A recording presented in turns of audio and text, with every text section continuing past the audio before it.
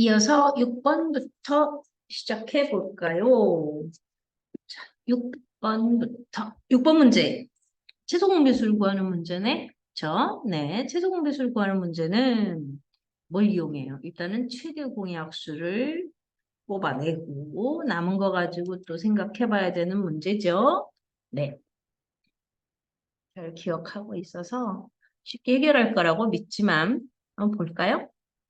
10이라는 분해해서 한번 볼까? 분해해서. 10이라는 수는 2 곱하기 5잖아. 그치? 10이라는 수를 선생님 분해해 보는 거야. 지금 10이라는 수는 2 곱하기 5야. 그치? 25라는 수는 5를 두 번 곱한 수야. 분해해서 보면 잘 보이니까 분해해서 한번 봅시다.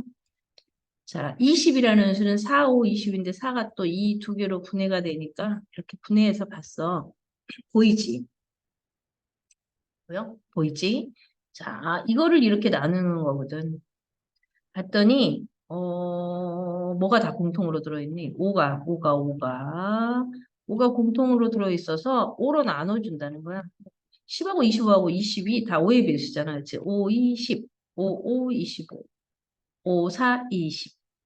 그치? 이 두 개가 남아있어. 자, 이 상태에서 그러면 이게 최대 공약수지. 그치? 세 수를 공통으로 나누어 떨어지게 하는 얘는 최대 공약수. 그럼 최대 공약수는 구했고요. 근데 여기서는 지금 최소 공배수를 구하라고 했잖아요. 그래서 최소 공배수는 지금 세 개를 다 나누어 떨어지게 하지는 않지만 두 개, 여기 2, 여기 2. 이렇게 둘을 나누어 떨어지게 하는 수가 있어요. 그러면 거기까지 두 개도 나누어 줘요. 이렇게요. 그래서 2, 그죠? 그리고 나서 이쪽에 남는 게 1. 얘는 5는 나누지 않았어요. 그쵸? 그대로 내려오고 2 그대로 내려오고 이렇게 해서 이거를 이렇게 몽땅 곱하는 거 이게 바로 뭐죠? 최소 공배수를 구하는 방법이었잖아요. 그렇죠? 네. 그러면 다 곱해 볼까요? 5 곱하기 2는 10. 여기도 10인데 5 곱하기 10? 10 곱하기 10이구만. 그쵸? 맞나요?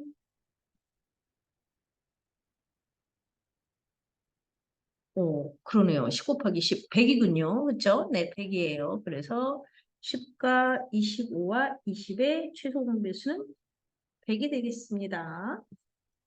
그쵸? 네. 이렇게 구하면 되겠습니다. 최소 공배수를 구하는 방법은 이렇습니다. 자, 그리고요. 그 다음 문제 볼까요? 7번 문제. 2,400원을 형과 동생이 나누어 갚겠대요. 그런데 형이 동생의 5배를 갖고 싶대. 그러면 형은 얼마를 가져야 돼요? 뭐, 형 거 나오면 동생 것도 나오겠군요. 자, 이런 문제 쉽게 해결하는 방법. 형하고 동생하고 관계를 봅시다. 우리 관계 파악이라고 했죠. 조건을 정리해 보는 거야. 형, 동생 두 사람이 등장하는데 동생 것도 몰라요. 형 것도 몰라요. 그런데 동생이 조금 갖고 있어서 저희는 만약에 형 동생 거를 우리는 기준으로 삼을 생각이에요. 지금 두 가지 다 보여줘 볼게요. 어떤 건지 한번 느낌을 느껴보세요. 동생을 기준으로 삼을게요. 그러면 동생을 네모라고 하겠어요. 이게 동생이에요.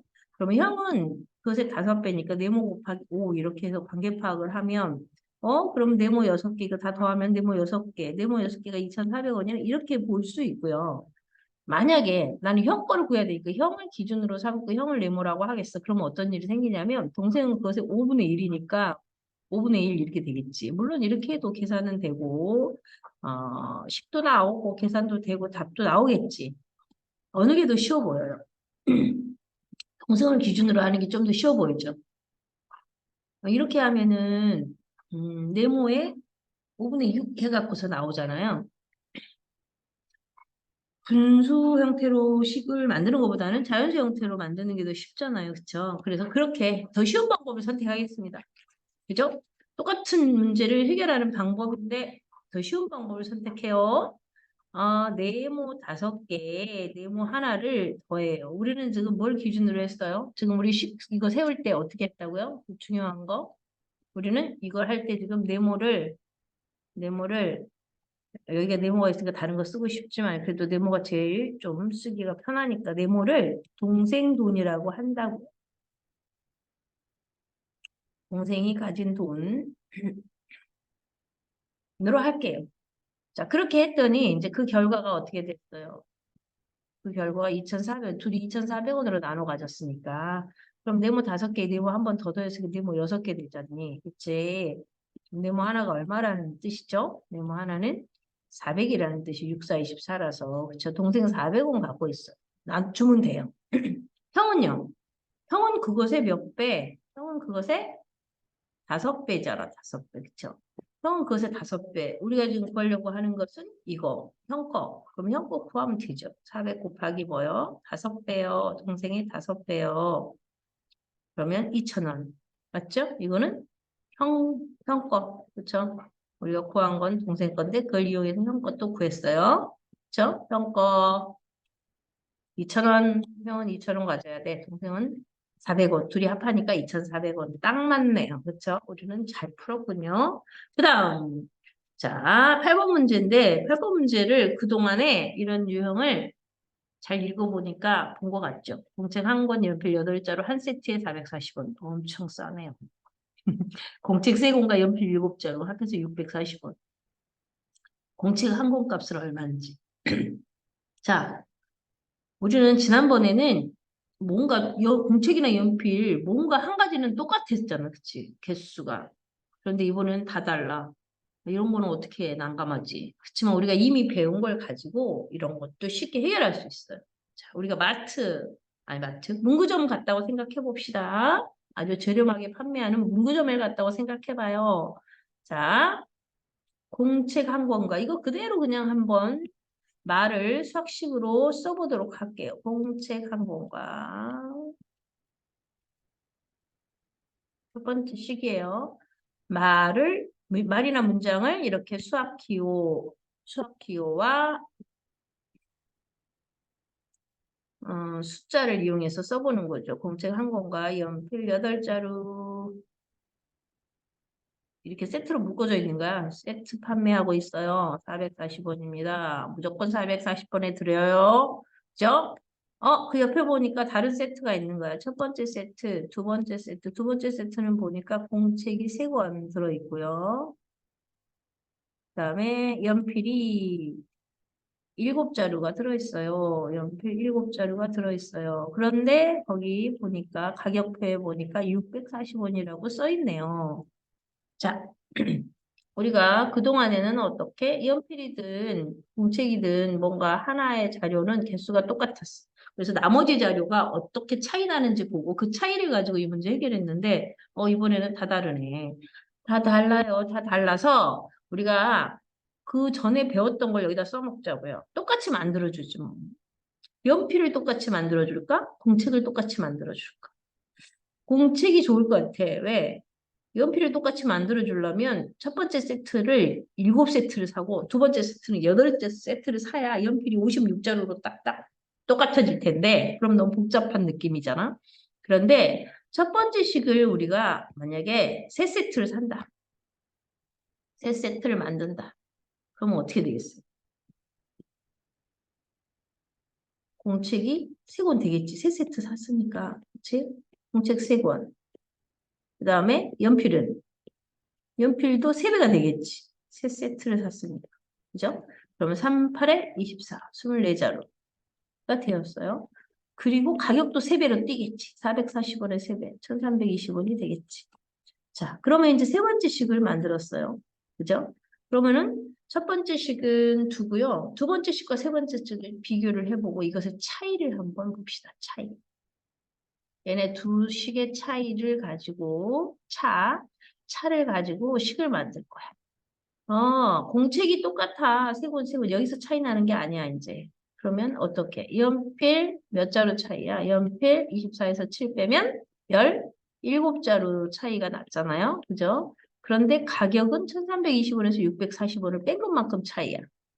1320에서 640을 쉽게 푸는 방법, 우리 했던 거, 받아내림이 두 번 있군. 1000을 빼고 말겠어. 그죠? 1000을 빼고 360을 돌려줘야겠어. 그랬더니 1000 빼고 360 돌려줄래? 왜? 보수 이용한 거야. 많이 빼고. 왜? 우리가 물건 가게에서 내가 1320원이 있어. 거기 가게 주인이 물건 값은 640원이라 그러면 어떡해 우리. 1000원 내고 거스름돈 받잖아. 그렇게 하자는 거죠. 1000원 냈어요. 거스름돈 360원 받았어요. 이제 남은 건 680원이거든요. 이렇게 해요. 이렇게 하면 계산되기 쉬워지거든요. 그렇죠? 받아내림이 있었을 때 쉬운 계산법이죠. 그럼 연필 한 자루가 드디어 얼마인지 나왔네요. 연필 한 자루는요. 68 속에 17이 4번 들었겠죠. 왜냐면 74, 28이니까 딱 감이 오네요. 그렇죠? 네, 연필 한 자루가 얼마요? 40원이에요. 너무 좋다. 그제? 40원이에요? 연필 한 자루가 40원이야. 그러면 이제는 어디를 봐야 돼? 우리가 이 식을 봐야지. 제일 간단해 보이는 이 식. 어떤 식도 상관없지만 되도록이면 간단한 식에다가 연필 8자루를 여기다가 우리가 연필 8자루가 40원, 이제 40원이라는 거야. 한 자루에 40원씩 8자루라고 그러면 얘는 320원이잖아요. 그렇죠? 그러면 공책 한 권에다가 연필 8자루 320원어치를 합했더니 그게 440원이라고요? 맞아. 그러면 공책 한 권은 나오겠네요. 맞지, 맞지, 맞지. 공책 한 권은 440원에서 320원을 뺀 거네요. 그쵸? 그래서 440에서 320을 빼가지고 얼마가 나왔어요? 120이 나왔죠. 좋아요. 그렇게 해서 120원이라는 얘기예요. 그쵸? 네. 이렇게 구하면 됩니다. 차근차근 생각. 선생님이 계속 강조하고 있지만 우리가 말이나 글을 수학식으로 만들면 그 만든 거를 좀 차근차근 써보면 좋겠어요. 우리가 되어지는 순서대로 차근차근 한 줄 한 줄 써가다 보면 이건 이렇고 이건 이렇고 그래서 이게 이거라는 말이지. 그렇다면 우리는 우리가 구한 거 가지고 다시 우리가 원래 구하고자 하는 걸로 가면 좋겠네. 이렇게 했으면 좋겠고요. 그 다음에 그 전에 배웠던 거를 여기다 자꾸 써봐야죠. 선생님 이건 모르겠어요 라고 얘기하더라. 오늘 아침에도 어떤 친구가 그런 얘기를 하던데 아니야. 이미 배운 거 가지고 풀 수 있는 문제였어. 그래서 꼭 생각해보고 우리가 뭘 배웠지? 한번 생각해보고 그 전에 배운 거 가지고 여기다 써먹을 건 없나? 계산할 때도 그렇게 했으면 좋겠어요. 자, 9번 문제. 9번 문제는 사다리꼴이네요. 그렇죠? 사다리꼴 넓이는 이미 우리가 어떻게 푸는지는 알고 있잖아요. 그렇죠? 알고 있으니까 어떻게 하죠? 우리가 어떤 방식으로 풀었었지? 사다리꼴? 뭐 푸는 방법은 되게 여러 가지가 있었죠. 여러 가지가 있었죠. 여기다가 이렇게 하나 뒤집어서 사다리꼴 하나 여기다 붙여가지고 너무 짧은가? 사다리꼴 하나를 붙여가지고 여기다가 더 붙여가지고 이런 식으로 붙여서 똑같은 애를 여기다 하나 더 붙일 거예요. 그래서 2배로 만들어가지고 좀 찌그러지는 느낌. 자, 그래서 평행사변형 형태로 만들어가지고 풀었던 거 기억나죠? 기억나죠? 그래서 평행사변형 형태로 똑같은 애를 하나 뒤집어서 딱 붙여놨어. 그럼 2배가 됐잖아. 그러면은 어떻게? 여기에 기억이 내려오겠죠. 그러면 여기가 밑변이 되는 거잖아. 기억하고 19를 더한 다음에 높이를 곱하면 평행사변형인데 그렇게 되면 2개니까 반으로 툭 잘라가지고 계산했던 방법 기억나죠? 네, 그렇게 해도 되고 그렇게 해도 되고 또 어떤 방법도 있겠어요. 한 가지만 더 볼까요? 이렇게 갈라가지고 아래쪽 삼각형하고 위쪽 삼각형을 더했더니 사다리꼴 넓이가 됐네. 그죠? 삼각형 2개로 갈라서 계산해도 되고 계산 방법은 되게 많잖아요. 그렇죠? 네. 그런데 우리가 좀 전에 했던 거 첫 번째 방법으로 한번 식을 만들어 볼게요. 이미 알고 있는 내용이라서 식을 만들는 것도 쉽죠. 기억에다가 19를 더했대요. 윗변하고 아랫변 더했죠. 거기 높이 곱했죠. 그리고 그것의 반쪽이죠. 2분의 1 반쪽. 그랬더니 그게 192가 나왔다는 얘기예요. 식 나왔죠? 등식이네. 등식이네. 쉽겠고 등식이니까. 그치? 여긴 또 계산할 수 있는, 약분할 수 있는 것도 있네. 그쵸? 약분이 되면 약분하는 게 좋겠지. 자, 약분했어요. 그랬더니 이제 식이 좀 더 간단해졌어요. 기억에다 19를 더했어. 가로 묶어져 있고 그것에 6배를 했더니 192야. 이런 거지. 자, 그러면 이제 우리는 양변을 잘 쳐다보자고요. 쳐다봤더니 6으로 나눠도 똑같을 거 아닌가? 그래서 6일은 6. 6, 3, 18, 6, 22. 더 간단해졌는데, 이제 진짜 덧셈 뺄셈식이 됐는데, 맞지? 맞지? 응. 됐지? 자, 그렇다면 이제 뺄셈이네. 그지? 양쪽에서 19를 덜어내면 되겠네요. 그럼 얼마예요? 13이네. 그치? 응. 그래서, 이 사다리꼴의 윗변은 13이었습니다. 그쵸? 풀이 과정을 이렇게 차근차근 1단계, 2단계, 3단계 차근차근 좀 써가는 습관 꼭꼭꼭꼭꼭 자기 걸로 만들었으면 좋겠어. 아는 것을 수화식으로 표현하고 풀어가는 과정도 잘 표현해보고 그래서 자기 머릿속도 정리가 되고 보는 사람들도 아 얘가 이렇게 그렇구나. 그래서 서로 소통이 되고 좋아요. 마지막 10번 문제 좀 찾아봐요. 10번 문제 물이 들어있어. 물의 양을 구하라는 게 아니네. 그치? 뭘 구하래? 높이를 구하래. 높이를 구합시다.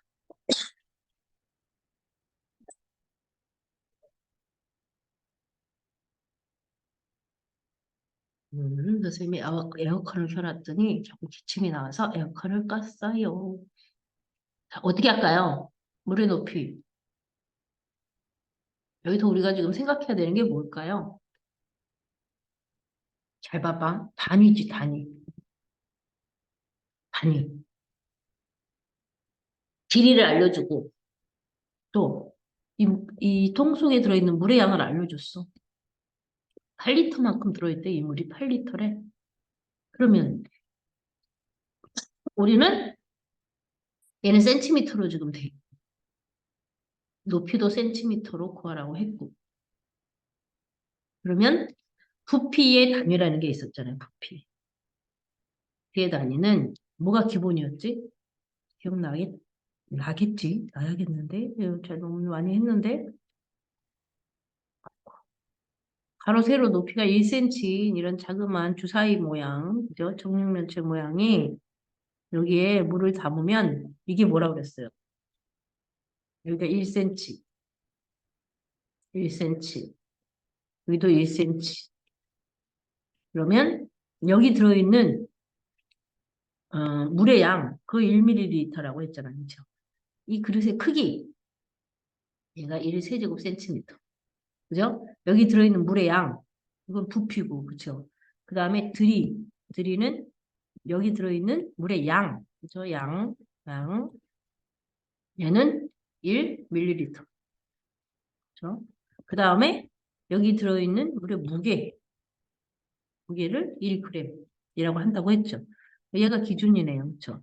이 크기가. 그리고 여기 들어있는 물이나 어떤 음료수의 양, 그것의 무게, 이렇게, 물론 무게는, 물을 기준으로 하고 있어요. 사도시의 물을 기준으로 하고 있답니다. 어쨌든 요거는 다 호환해서, 바꿔서 쓸 수 있는 단위인 거야.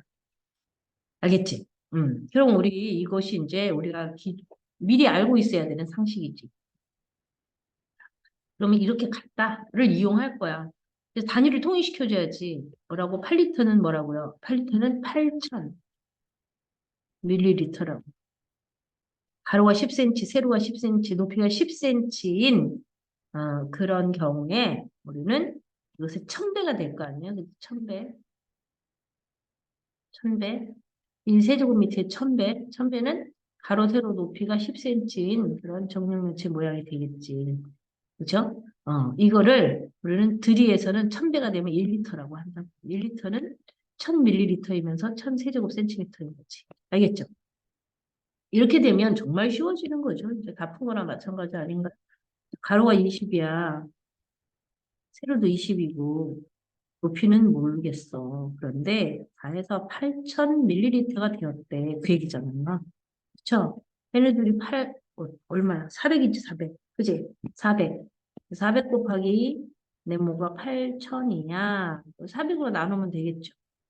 400으로 나눴더니 네모 안에 들어갈 수는 4, 2, 8, 20이네요. 그렇죠? 20cm. 오, 이 물이 종이문치 모양으로 담겨져 있네요. 그죠? 20 곱하기 20 곱하기 20을 하면 8000 세제곱센티미터, 즉 8000ml가 되는 거라서 드디어 답이 나왔어요. 이렇게 구하는 거예요. 간단하죠? 자, 모른다고 질문한 친구 있었는데 잘 알아들었죠? 네, 맞습니다. 이제 우리 여기까지 해서 10번까지 문제를 해결했습니다. 수고 많았습니다. 자, 다음 주에 또 다른 문제로 우리 만나기로 합시다. 수고했어요. 항상 응원합니다.